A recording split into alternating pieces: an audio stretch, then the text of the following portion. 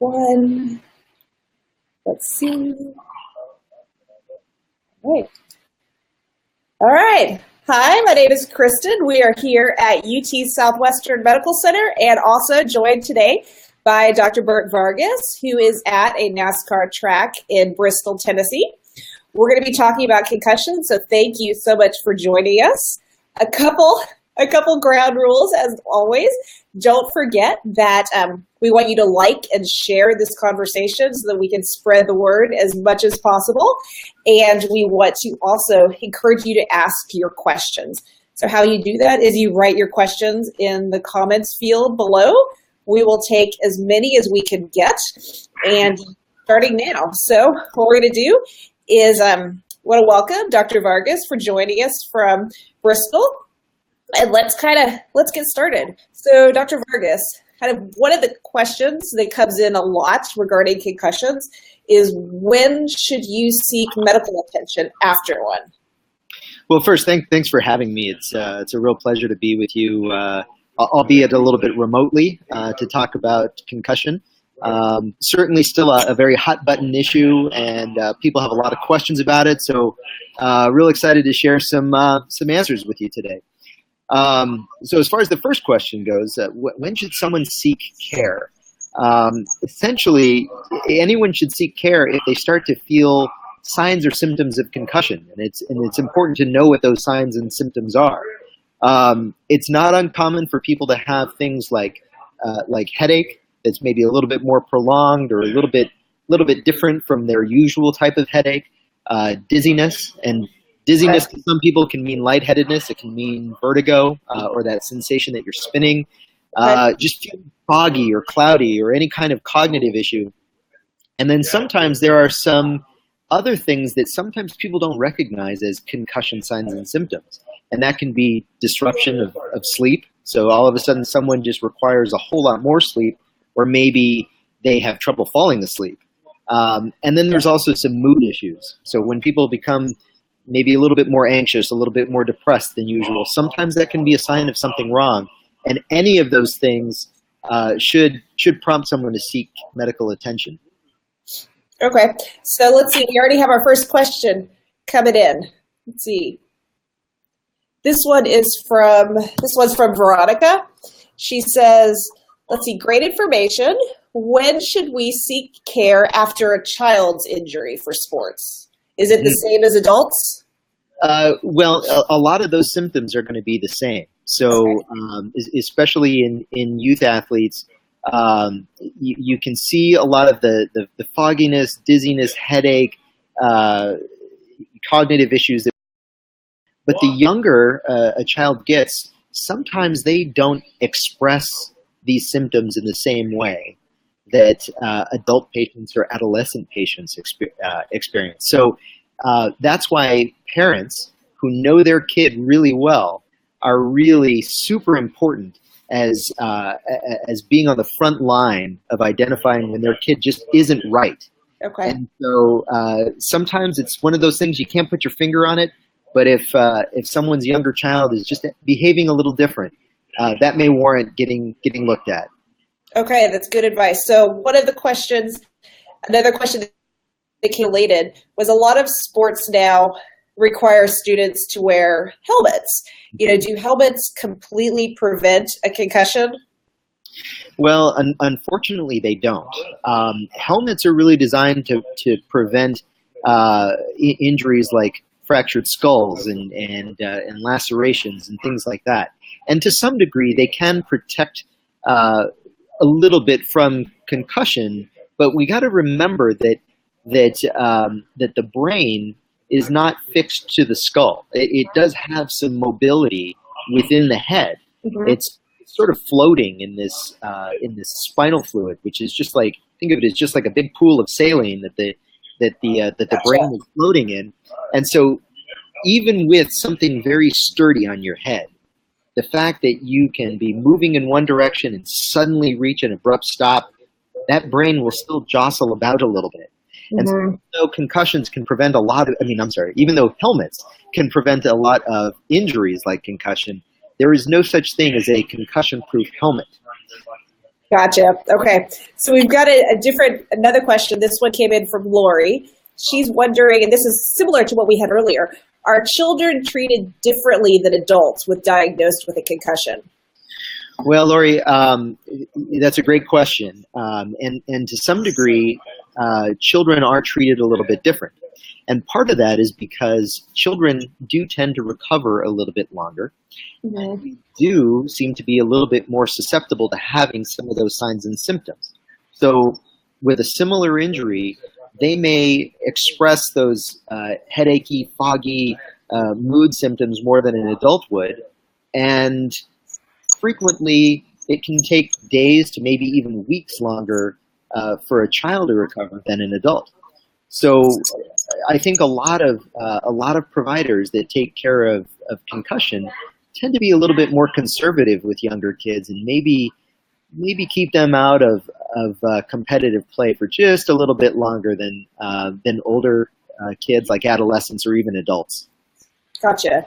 So with that, are kids more at risk for a concussion than an adult? Well, not necessarily that they're more at risk for concussion, but when they have one, perhaps more at risk for experiencing signs and symptoms. Okay. And you know, again, when we talk about risk, it's a little bit of a tricky question because risk increases with the amount of activity, right? So high risk activities tend to lead to more concussions, and young kids tend to engage in high risk activities more than adults do. Absolutely. So another question that came in is, can you still get a concussion if you're not hit in the head directly? Yeah, so that's a great question, and it's one of the myths about concussion that we try and dispel all the time. So a lot of people think that you have to get hit in the head in order to get a concussion, and again, it goes back to what I was explaining earlier about the brain being very mobile within the head. And so if you take someone and you, for instance, you take someone who's running full speed, let's say a football player, and he gets tackled in the chest and has an immediate and abrupt stop. There is a little bit of mobility left in the head and neck, where even if you're contacted in the body, you can still get jostled enough to cause some of those signs and symptoms. So it does not require a hit to the head. Okay. So one of the questions, Margaret Burns, she was wondering, if we could talk about the impact of concussion to our vestibular system. Can we talk a little bit about that? Yeah, absolutely. Margaret, that's another really great question. The vestibular system, for everyone else out there, just to explain what we're talking about, is essentially the system that involves the communication between the ears, the inner ears in particular, and the brain. Whenever a person is moving or spinning or rotating in some direction, it is those inner ear parts of the inner ear that then can sense that rotation and movement and then communicate to the brain, hey, I'm moving or I'm spinning. And when they're not functioning correctly, sometimes it can give people a false sense of movement or dizziness, that feeling that you're in a desk chair and you're spinning. And that is one thing that is not uncommon with concussion, is a sensation of dizziness or spinning or just even being lightheaded. Sometimes it can be from a disruption in the vestibular system, and it can be from any one of issues that disrupts the vestibular system, but it is definitely one part of the body that we check out every time, especially when someone comes in dizzy. Frequently, we'll send them to a vestibular audiologist or someone who's really specially trained at testing the ears with special devices that can tell if there's a disruption in those parts of the inner ear. Great, thank you for answering that. So I hope you caught that, Margaret. So while we have a minute, I just want to take a minute just to remind everybody, we are about 10 minutes in, so you've got about 15 minutes to start to ask your questions in the comments field. And again, I want to thank Dr. Vargas, who's joining us from the NASCAR track there in Bristol, Tennessee. So if you're just joining us and you're wondering why the screen looks different, it's because we're broadcasting from 2 locations today. So one of the questions that actually just came in is coming from Kaysen. And he says, what types of preventative or research measures are being taken? He can learn more about the treatment of concussions.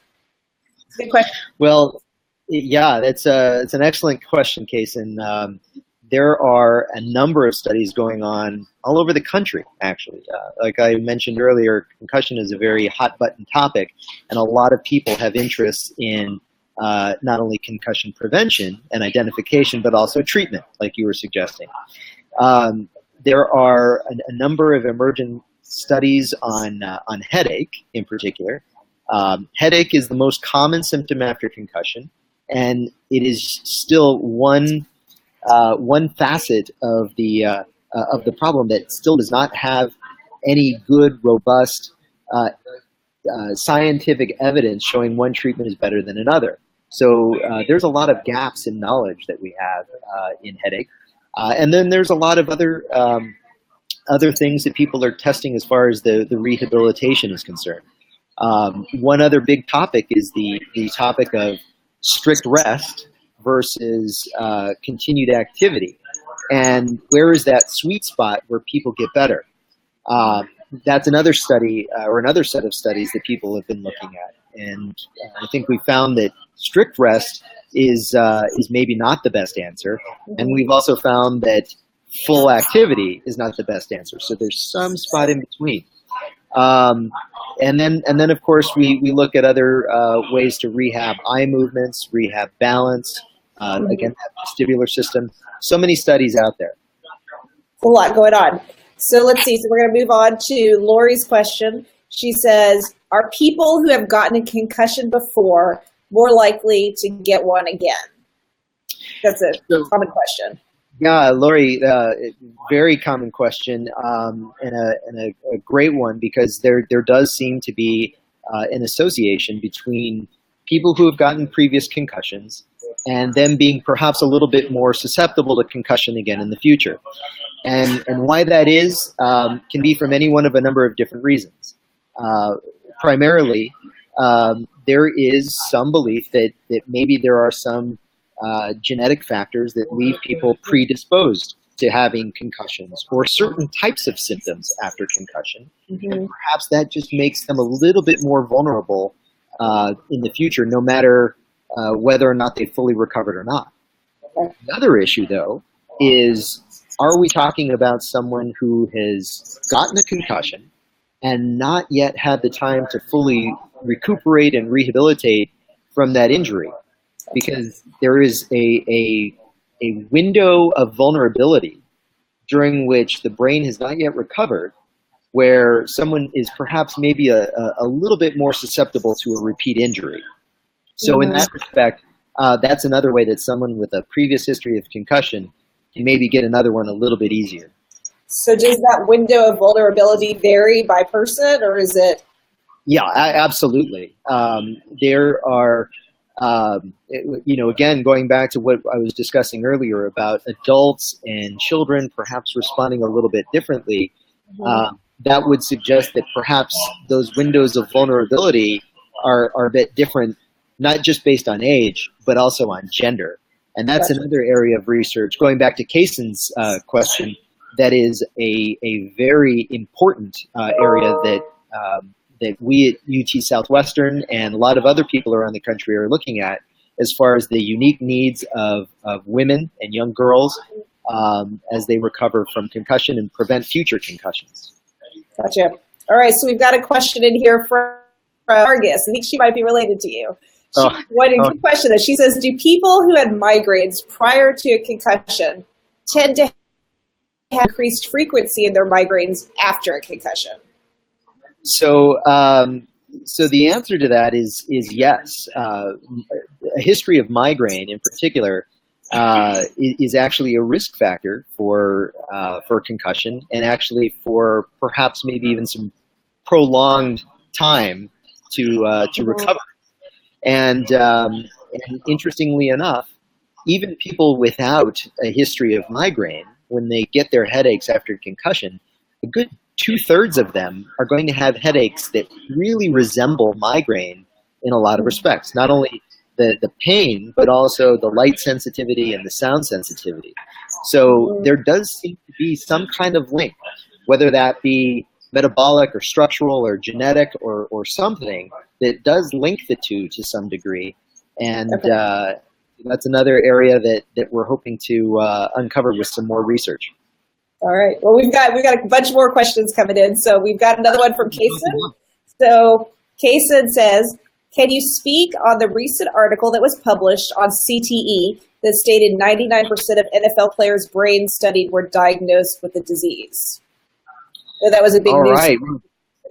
That was a huge news press release, and another really great question, Kaysen.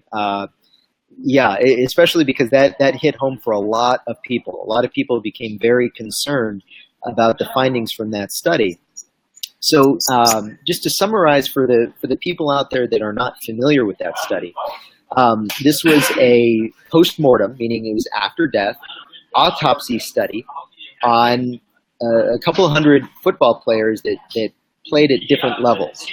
And among the NFL players, essentially all of them, almost all of them, had some evidence of some pathologic changes to their brain that we know as CTE. So essentially, those are just some deposition of proteins around blood vessels that seem to correlate to issues that some of these players have had with depression, with cognitive issues, with a lot of signs and symptoms of other neurodegenerative processes like Alzheimer's. And so it became very concerning to a lot of people about the fact that so many of these athletes had signs and symptoms in this study. Right. However, it's important to remember a couple of things. Number one, this study is very important because it tells us, okay, we need to look at this a little bit closer. This is a problem, and we need to figure out what is causing the problem. But number two, we need to be very cautious and metered with our response to this, because we have to remember that the people who are donating their brains to this study are people who are symptomatic, and it doesn't cover the thousands and thousands of other football players that are not having these symptoms that may or may not have this same kind of pathologic problem. They could have it or they could not. It's difficult to say, but it's a question that we need answered.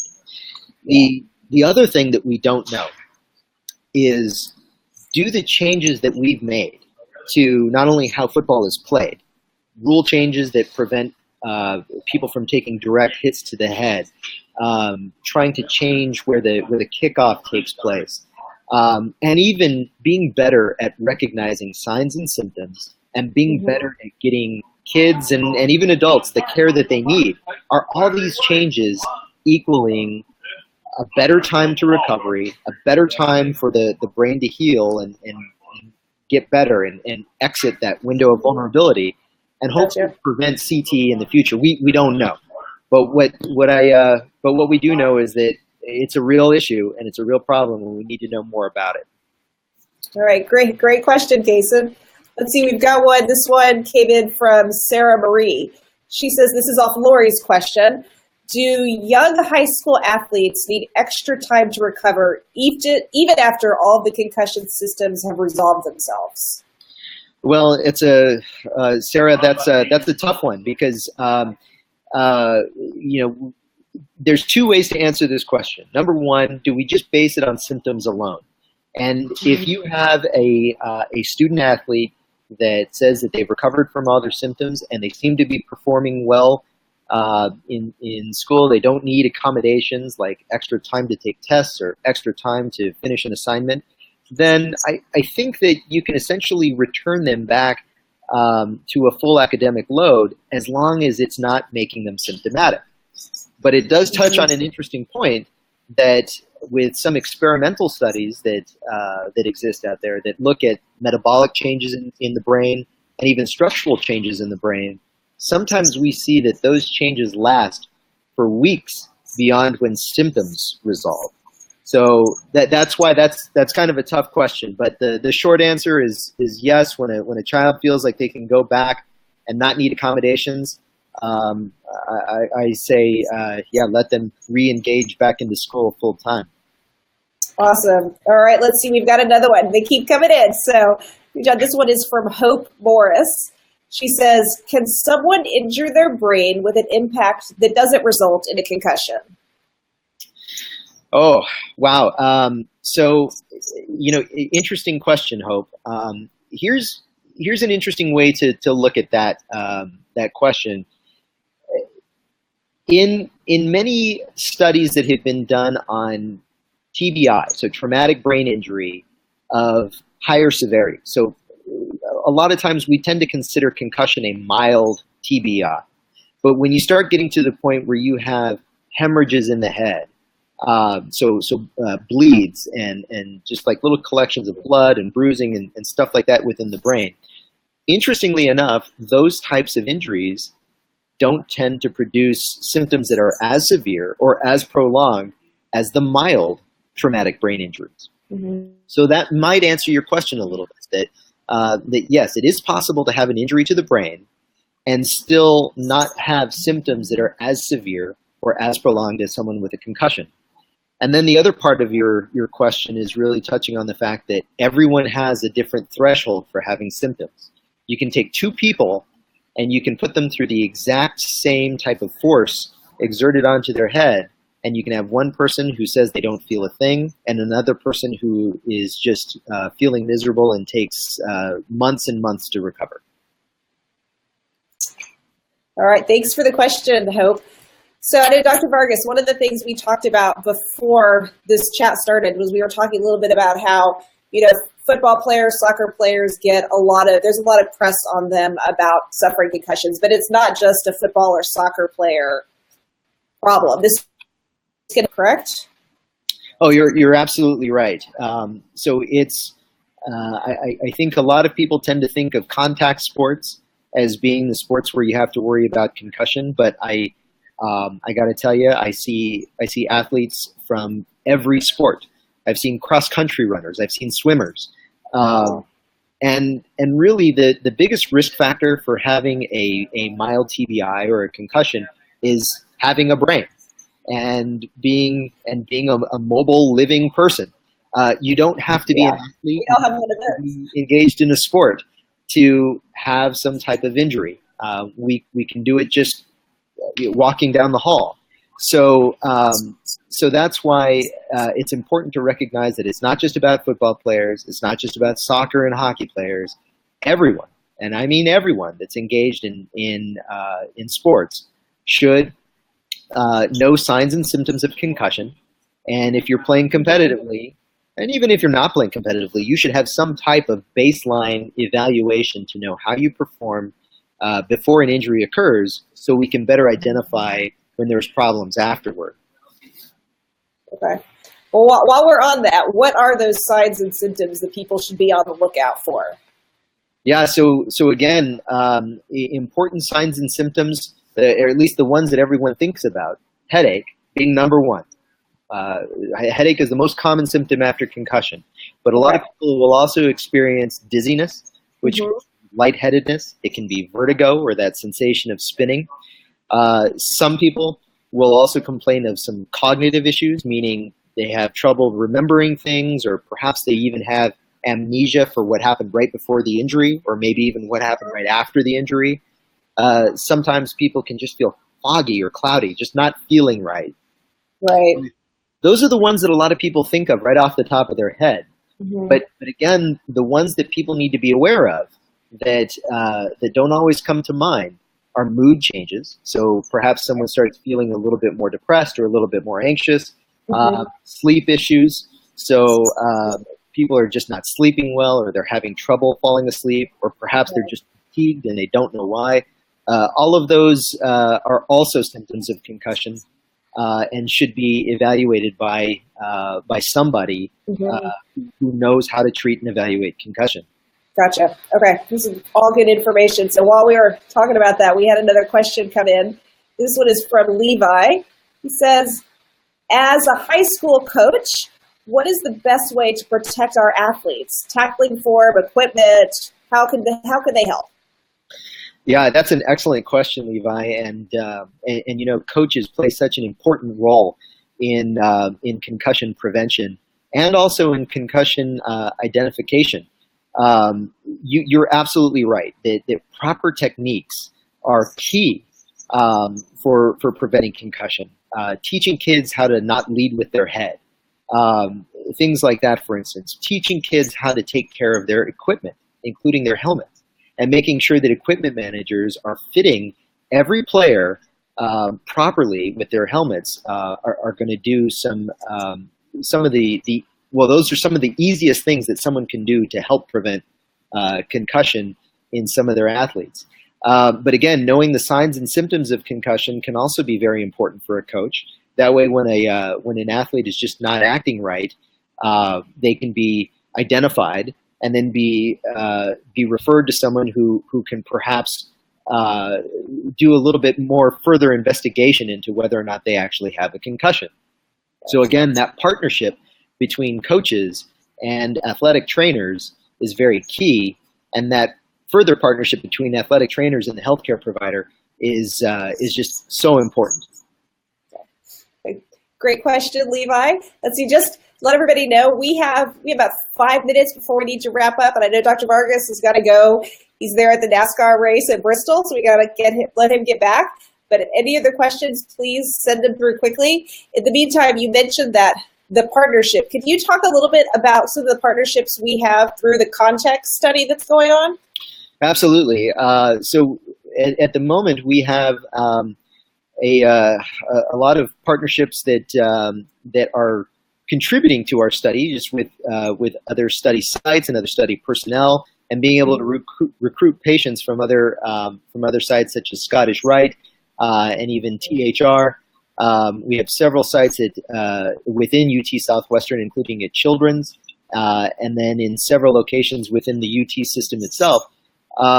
What we're doing with Context is we are establishing a registry of concussion patients from ages 6 to above, from any mechanism of injury that has occurred within 6 months, and we're taking down a lot of information. We are learning so much about what the demographics are, what is the appearance of the people who seem to be coming in with concussion, and how long does it take them to recover, and what sort of symptoms do they have, and how do they all interlace with each other. Right. So we're learning so much just in the first couple of years of this study, and we hope to learn more. And as we branch out into several other high schools within the state, we hope to amass the largest collection of concussion patients in the country, and perhaps contribute a lot of meaningful answers to some really great questions, just like the ones that are being asked today. Yeah, we have had some great questions. So kind of as the last thing, let's, if you could remind people again, what are those signs and symptoms they need to look for when they think somebody may have a concussion? Absolutely. So again, the signs and symptoms that everyone should be aware of. The simple ones. We'll start with the simple ones that most people can just recite off the top of their head. Headache, number one most common symptom after concussion. A lot of people will also complain a lot of things like feeling foggy or just cloudy. Their memory isn't right. They're having cognitive issues, trouble remembering things. But people can also feel dizzy, including lightheaded, including feeling like they're spinning or moving. And then some of the things that people don't recognize quite so often, mood changes, like feeling a little bit more anxious, feeling depressed, just feeling sad with no explanation, perhaps even uncontrollable crying and you don't know why. Okay. And then there's some other things that are a little hard to pin down. And this goes back to that earlier question about younger kids who may not be good at expressing the fact that they're having symptoms. And parents are so important at recognizing when their child is not acting properly, and even if you can't quite put your finger on it, something's just not right. That in and of itself is suspicious, and in the context of some type of injury, should warrant further evaluation by somebody who is expert at evaluating concussion. Awesome. Well, with that, I think we are out of time, Dr. Vargas. So I want to thank everybody for tuning in to our Facebook Live chat about concussions with Dr. Bert Vargas. Again, thank you, Dr. Vargas, for joining us all the way from Tennessee.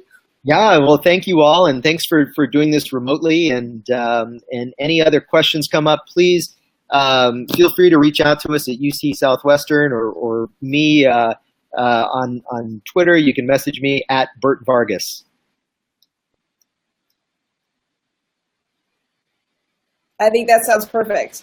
Yeah, so what we're going to do now, the video will be available shortly. So if you that missed the chat, please share it with them, encourage them to come back in time. Stay tuned for future Facebook Lives. Thank you all. All right, bye. Have a great day.